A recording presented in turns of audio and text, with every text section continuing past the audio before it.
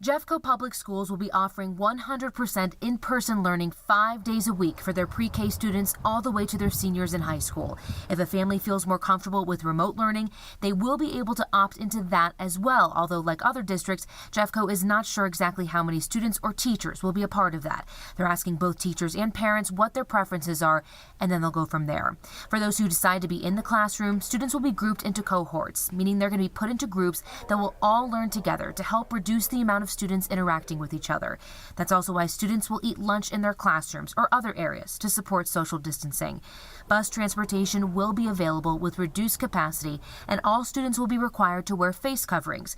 And speaking of masks, everyone will have to wear them anytime 6 feet of social distancing cannot be maintained.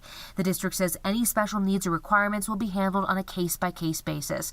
Some Jeffco teachers I've talked to say that they're concerned about having to enforce mask rules. The district says any student who opts into learning in a classroom will have to agree to this code of conduct.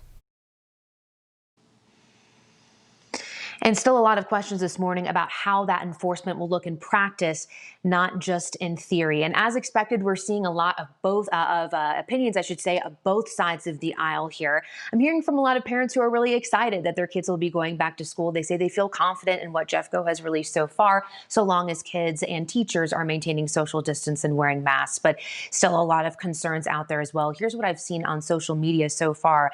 Among the concerns, teachers are saying that they're worried about having the proper supplies to be able to teach safely, things like hand sanitizer.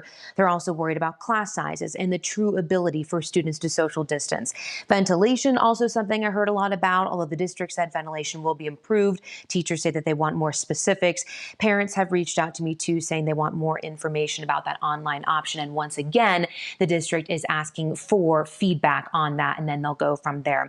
So, Natasha, I'm hoping to speak with the district hopefully today. A lot of people have sent me questions on social media that they would like answered. So I'm hoping to bring those questions to the district and get that information as soon as possible. All right, Liz, thanks for going through that. And we also